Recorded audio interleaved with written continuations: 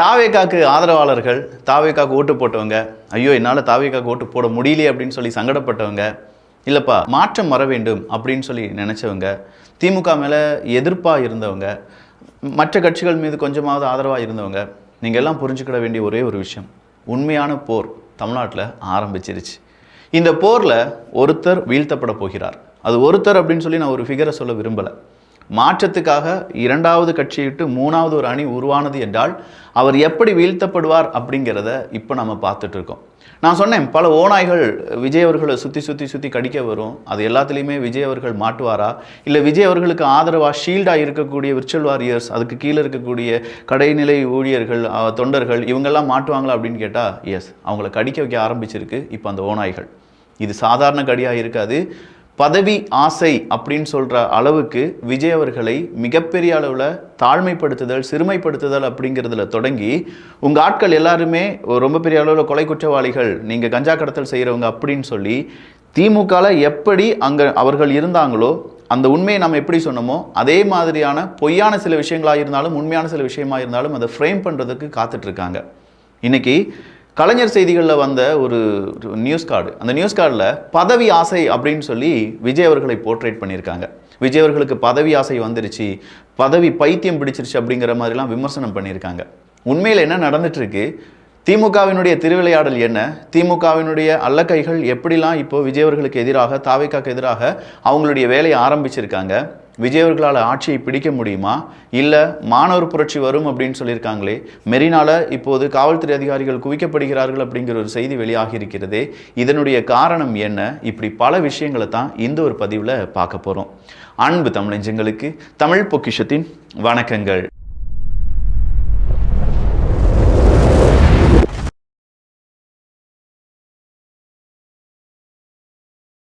என்ன கேப்ஷன் இது அப்படின்னு சொல்லி நீங்கள் யோசிக்கலாம். பதவி ஆசை.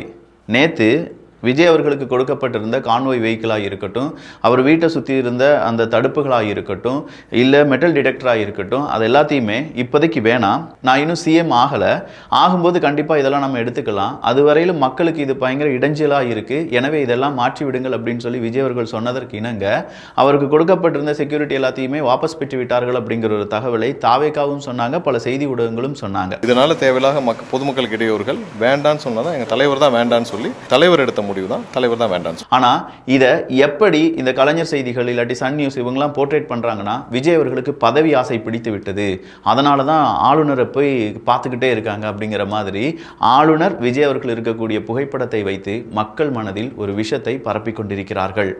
இது விஷம்தான் அப்படிங்கிறத இங்கே இருக்கக்கூடிய நபர்கள் புரிந்து கொள்ள வேண்டும். இது மட்டும் கிடையாதுங்க, அடுத்தடுத்த விஷயம் என்னெல்லாம் தெரியுமா? இப்போ திமுக சொல்லிட்டாங்க விஜய் அவர்கள் கண்டிப்பாக ஆட்சி அமைக்க வேண்டும், ஏன்னா 108 சீட்டு வாங்கியிருக்காங்க, பெரும்பான்மையான ஒரு கட்சியாக வளர்ந்து நிற்கிறது, எனவே விஜய் அவர்கள் ஆட்சி அமைக்க வேண்டும், ஆளுநர் செய்வது சரியல்ல. சூப்பரா, திமுக மாறிடுச்சு, மனசு மாறிட்டாங்க, ஸ்டாலின் அவர்கள் மனசு மாறிட்டாரு, விஜய் அவர்களை ஆட்சி கட்டிலில் வைப்பதற்காக ஸ்டாலின் அவர்கள் முயற்சி செய்கிறார் அப்படின்னு நீங்கள் யாராவது நினச்சிட்டு இருந்தீங்கன்னா அது தப்பு. ஆனால் இப்படி தான் அவங்க மத்தியில் அவங்க ப்ரொஜெக்ட் பண்ணுவாங்க. திமுகவினுடைய ஆதரவு தாவேகாக்கு அப்படின்னு சொல்லி கொட்டை எழுத்தில் இன்னைக்கு 2-3 செய்தி ஊடகங்களில் தலைப்புச் செய்திகள் வந்திருக்கும். இதை பார்த்த உடனே இங்கே இருக்கக்கூடிய மக்கள் பாரு விஜய் அவர்களுக்காக திமுக எவ்வளோ இறங்கி வேலை செய்கிறாங்க அப்படிங்கிற மாதிரி இருக்கும். அடுத்த நியூஸ் என்ன அப்படிங்கிறத நான் சொல்லிடுறேன். தாவேகாக்கு ஆதரவு தெரிவிப்பதற்காக விஜய் அவர்கள் திருமாவளவன் அவர்களிடமும் கம்யூனிஸ்ட் கட்சிகளிடமும் கோரிக்கை வைத்திருக்கிறார்கள் அப்படிங்கிற ஒரு செய்தி. இதற்கு தாவேகாவினுடைய விசிகா, கம்யூனிஸ்ட் கட்சிகள், இந்த தலைவர்கள் என்ன சொன்னாங்க, விஜய் அவர்கள் இப்படி கோரிக்கை வச்சிருக்காங்க, எங்களுடைய எதிர்காலத்தையும் நாங்கள் உற்று நோக்கிய பிறகு தான் இதில் ஜாயின் பண்ணலாமா வேண்டாமா, விஜய் அவர்களுக்கு ஆதரவு கொடுக்கலாமா வேண்டாமாங்கிறது யோசிப்போம்னு சொன்னாங்க. இங்க போறதுக்கு வாய்ப்பு இருக்குங்களா சார்? உங்களுக்கு ஆதரவு தெரிவிக்கிறது தமிழக நாங்கள் உயர்நிலைக்கு உள்ள முடிவு பண்ணி தான் சொல்லுவோம். நான் தனிப்பட்ட முறையில் ஒரு மேஜர் டிசிஷன் எடுக்க முடியாது. ஆனா நேரடியா இவங்க 3 பேரும் எங்க போறாங்க அப்படின்னா அவங்களுடைய கூட்டணி கட்சியான எஜமான் கட்சியான திமுக அவங்க ஊருக்கே, அவங்க வீட்டுக்கே போறாங்க. அப்படி வீட்டுக்கே போய் 3 பேரும் ஸ்டாலின் அவர்கள் கூட டிஸ்கஸ் பண்ணுறாங்க. அப்படி டிஸ்கஸ் பண்ண போது இங்கே நீங்கள் 3 பேரும் நம்ம கட்சியிலே இருக்கணும், அதுதான் என்னுடைய ஆசை, நீங்கள் கூட்டணியில் நீடிக்க வேண்டும் அப்படின்னு சொல்லி கேட்டுக்கொண்டார் ஸ்டாலின் அவர்கள் அப்படிங்கிற ஒரு தலைப்புடன் சில செய்தி ஊடகங்கள் செய்தியை வெளியிடுகிறார்கள். இந்த பக்கம் தானே சார் சொன்னீங்க விஜய் அவர்கள் ஆட்சி அமைக்கட்டும், மக்கள் ஆதரவு அமோகமாக விஜய் அவர்களுக்கு இருக்குது, அவர் ஆட்சி அமைப்பதற்கு நாங்கள் எங்களால் என்ன முடியுமோ அதை செய்வோம்னு சொல்லி ஸ்டாலின் அவர்கள் சொன்னதா தலைப்புச் செய்தியில் கொட்டை எழுத்தில் நியூஸை போட்டிருந்தீங்களே சார். அதே அடுத்த செய்தியில் நீங்கள் போகக்கூடாது, நீங்கள் போனீங்கன்னா விஜய் அவர்கள் ஆட்சி அமைத்திருவார், நீங்கள் நம்ம கூட்டணியிலே இருக்கணும். இது எப்படிப்பட்ட ஒரு கேம் தெரியுமா? அந்த பக்கம் தொட்டிலையும் ஆட்டி விட்டுட்டு இந்த பக்கம் குழந்தையும் கிள்ளி விட்டுட்டு அழு ராஜா அழு, ஆட்டி விடுறேன் ராஜா ஆட்டி விடுறேன், அழு ராஜா அடு, ஆட்டி விடுறேன் ராஜா ஆட்டி விடுறேன், இந்த மாதிரி தான் இருக்கு. இப்போ விசிகாட்ட நம்ம கேட்கறது என்ன? விசிகாவினுடைய தோழர்கள் எல்லாருமே சொல்லக்கூடியது, இவ்வளோ நாள் நம்ம முன்னேறவே கூடாது அப்படின்னு சொல்லிட்டு நம்மளை 2 சீட்டில் முடக்கி வைத்த திமுகவை விட்டு வெளியேறுவதற்கான ஒரு நல்ல வாய்ப்பு நமக்கு கிடைச்சிருக்கு. தாவேகாவுடன் இணைந்து அடுத்த கட்டம் நம்முடைய வளர்ச்சி, நம்முடைய மக்கள், தலித் மக்கள், இங்கே பட்டியலினத்த மக்கள், அவங்களுக்கான ஒரு பாதுகாப்பு அரணாக நமக்கு பதவியும் கிடைச்சிடும், அதே நேரத்தில் அதிகாரமும் கிடைச்சிடும், நம்முடைய அடுத்த கட்ட வளர்ச்சியாக இது இருக்கும். ஸோ திமுக விட்டுட்டு வெளியில் வந்துடலாம் தலைவரே அப்படின்னு சொல்லிட்டு இருக்கும்போது அதெல்லாம் முடியாது. எனக்கு திமுக தான் முக்கியம், திமுக தான் எங்களுடைய உயிர் மூச்சு அப்படின்னு சொல்லி திமுக கூட்டணியிலே இருந்துட்டார்னா தாவேகால இங்கே ஆட்சி அமைக்க முடியுமா? ஆல்ரெடி 108, காங்கிரஸ் வந்துட்டாங்க 113, இன்னும் 5 சீட் அப்படிங்கிறது தேவைப்படுகிறது. இந்த 5 சீட்டு இங்கே திருமாவளவன் அவர்கள் ஒரு 2, அந்த பக்கமாக ஒரு 2, அவங்க ஒரு 2 அப்படின்னு சொல்லி 6 சீட்டு கிடச்சிடும் கம்யூனிஸ்ட் கட்சிகள்லாம் சேர்ந்துட்டாங்கன்னா. ஆனால் இதை கொடுப்பதற்கு இன்னைக்கு திருமாவளவன் அவர்களுக்கும் கம்யூனிஸ்ட் கட்சிக்கும் மனசு வரல. அப்போ மக்களுடைய முடிவு அப்படிங்கிறத மிகப்பெரிய அளவில் ட்விஸ்ட் பண்ணி டேர்ன் பண்ணி விஜய் அவர்களுக்கு எதிரான ஒரு கருத்தை உருவாக்குவது மக்களுக்கு கோபத்தை தான் அதிகப்படுத்துகிறது.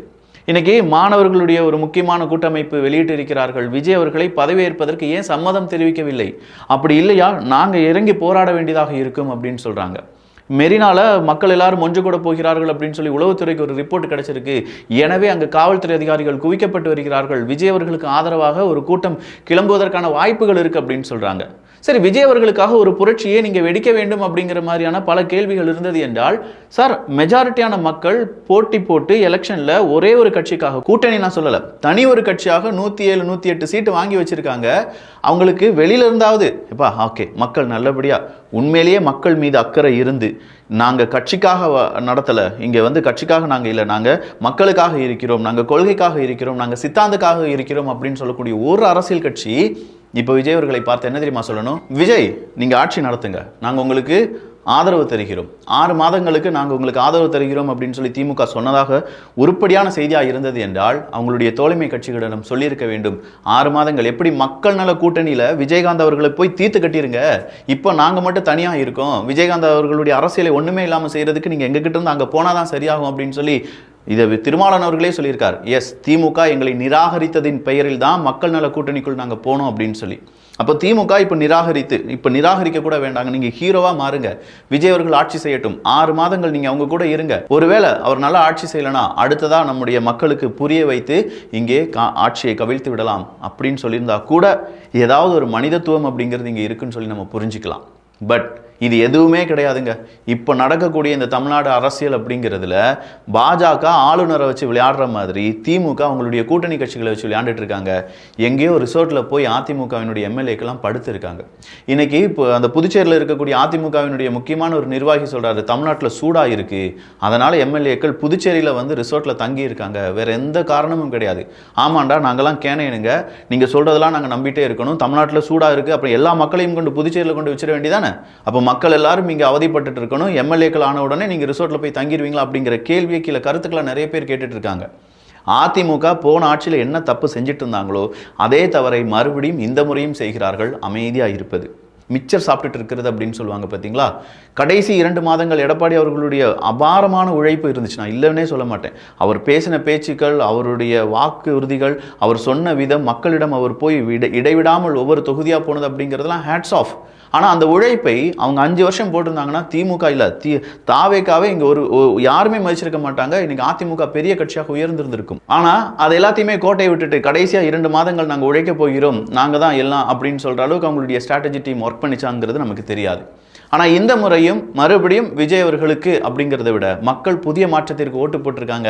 ஆனால் அந்த புதிய மாற்றத்தை நாங்கள் வரவிட மாட்டோம், எங்ககிட்ட மிகப்பெரிய சக்திகள் இருக்கு, ஆளுமைகள் இருக்காங்க, எங்ககிட்ட எங்களுடைய உபரி கட்சிகள் இருக்காங்க. இந்த பக்கம் பாமக 4 சீட்டு வச்சிருக்காங்க, அவங்களையும் நாங்கள் விட மாட்டோம், இந்த பக்கம் விசிகா கம்யூனிஸ்ட் அவங்களையும் நாங்கள் விட மாட்டோம். இப்படி எல்லாத்தையுமே பிடித்து வைத்து கடைசி வரை விஜய் அவர்களை ஆட்சி செய்ய விட மாட்டோம், இங்கே புதிய ஒரு தமிழ்நாடு அரசாங்கம் உருவாகாமல் பார்த்து கொள்வோம்.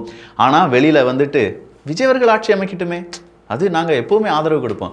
ஆளுநரே உனக்கு மனசாட்சி இல்லையா? ஆளுநர் சொல்வது மிகப்பெரிய தவறு. இன்னைக்கு வைகோ வந்து சொல்லியிருக்கார், எவ்வளோ பெரிய மனசு ஸ்டாலின் அவர்களுக்கு, விஜய் அவர்கள் ஆட்சி செய்யட்டும், அதற்கு நாங்கள் இடையூறாக இருக்க மாட்டோம் அப்படின்னு சொன்னார் பாருங்க. அவரே மாதிரியான ஒரு தலைவரை எப்படி பார்க்க முடியும் இந்த பூ உலகம் அப்படின்னு சொல்லி அவர் சொல்லியிருக்கார். நான் என்ன கேட்குறேன்னா, சார் அதே ஸ்டாலின் அவர்கள் தான் இல்லப்பா நீங்க எங்க கூட இருங்க, எங்கேயும் போகாதீங்க அப்படின்னு சொல்லியிருக்காருங்கிற அந்த தகவலும் வெளியாகி இருக்கிறது. இதுல திமுகவினுடைய இரட்டை வேடம் அப்படிங்கிறதுக்கு திமுகவினுடைய ஸ்போக்ஸ் பர்சன் ஒருத்தர் இருக்கார் தெரியுமா, மெல்டிங் பாயிண்ட் சரவணன் அவர்கள். அவர் என்ன தெரியுமா சொல்லியிருக்காரு, நல்லா பார்த்துக்கோங்க, இது எல்லாமே திமுகவினுடைய பல முகங்கள். அப்போ இந்த சரவணன் அவர்கள், அவர் தான் செய்தி தொடர்பாளர், மிக முக்கியமான திமுகவினுடைய பிரச்சார பீரங்கியாக இருக்கக்கூடிய நபர். மெஜாரிட்டி ஆதாரங்களை கேட்க ஆளுநருக்கு முழு உரிமை உண்டு. ஆட்சி அமைக்கும் விவகாரத்தில் ஆளுநர் தனது விருப்புரிமையை பயன்படுத்த முடியும். சரவணன் திமுக. ஆளுநரை இவங்க குறை சொல்லவே இல்லை.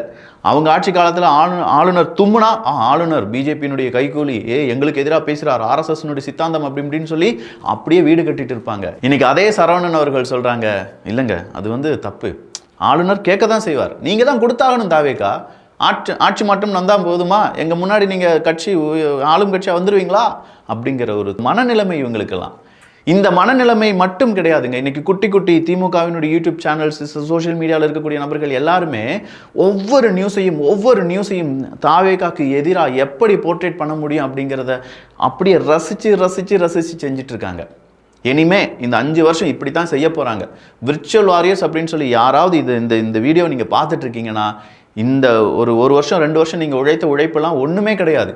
அவ்வளோ பெரிய ஒரு டீம் உங்கள் முன்னாடி நிற்க போகிறது. ஏன்னா நான் பார்த்துருக்கேன், 5 வருஷத்துக்கு முன்னாடி இருந்தே அவங்கள எதிர்த்து நான் பார்த்துருக்கேன். அவ்வளோ பெரிய டீமை நீங்கள் எல்லாரும் சேர்ந்து எதிர்க்க போகிறீங்க.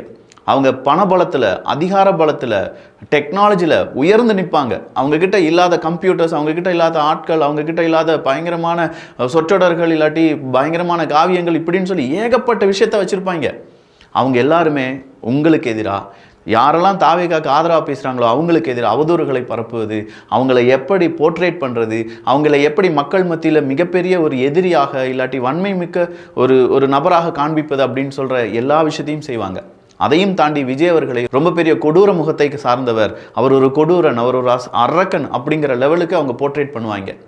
விஜய் அவர்களுக்கு ஆட்சியை செய்ய தெரியல, குரங்கு கையில் வண்டிலாம் கிடச்சிருச்சு, ஆனால் குரங்கு வண்டியை ஓட்டுறதுக்கு இன்னும் படிக்கல அப்படின்னு சொல்லி ஒருத்தர் ட்வீட் போட்டிருக்கார். இந்த மாதிரியான பல விமர்சனங்கள் வரும். இது விமர்சனங்கள் கிடையாது. நாம் நினைக்கிறோம் இதெல்லாம் விமர்சனம், இன்னைக்கு வந்துட்டு நாளைக்கு போயிடும்னு சொல்லி. கிடையாது. நான் எகெயின் சொல்கிறேன், இன்னிலேருந்து அவங்க நேற்றுலேருந்தே ஆரம்பிச்சிட்டாங்க. அவங்க ஆரம்பித்திருக்கக்கூடிய இந்த விளையாட்டு விஜய் அப்படின்னு சொல்லக்கூடிய இந்த அந்த பிராண்ட் இருக்குது பார்த்தீங்களா, அதை உடைப்பது, சுக்குநூறாக உடைப்பது. அடுத்ததாக மாற்றம் அப்படின்னு சொல்லி ஒருத்தன் கூட மேலெலும்பி வரக்கூடாது. 2 திராவிட கட்சிகள் தான் கடைசி வரையிலும் தமிழ்நாட்டை ஆட்சி செய்ய வேண்டும். அதற்கு நம்ம 2 பேரும் ஒற்றுமையாக இருப்போம் அப்படின்னு சொல்லி இப்போ அண்டர் கிரவுண்ட் டீலிங்கை போட்டிருப்பாங்க. விஜய் அவர்களை நீ வா தம்பி அப்படின்னு சொல்லுவாங்க. ஆனால் வரவிடாமல் காலை பிடிச்சு இழுப்பதற்கு இன்னொரு கூட்டத்தையும் தயார்படுத்தி வச்சுருப்பாங்க. மீடியாவில் பாருங்கள், பதவி ஆசை, பதவி வெறி அப்படின்னு சொல்லிலாம் கேப்ஷனை போடுவாங்க.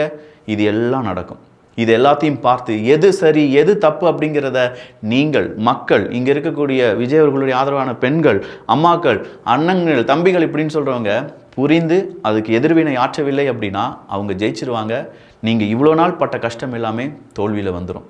நான் எகெயின் சொல்கிறேன், அந்த குரூப்பை பற்றியான பலம் எனக்கு ரொம்ப அழகாக தெரியும். அவங்க என்னெல்லாம் செய்வாங்க அப்படிங்கிறத நான் ரொம்ப பார்த்துருக்கேன். அதெல்லாம் 10 மடங்கை விட 100 மடங்கு பெருசாக விஜய் அவர்களுக்கு செய்வாங்க. அதிலிருந்து விஜய் அவர்களை நீங்கள் காப்பாற்றுவீங்களா இல்லையா அப்படிங்கிறது மட்டும்தான் இங்கே இருக்கக்கூடிய கேள்வி. நல்லதை பகிர்ந்து நல்ல சமுதாயத்தை உருவாக்குவோம். நன்றி, வணக்கம்.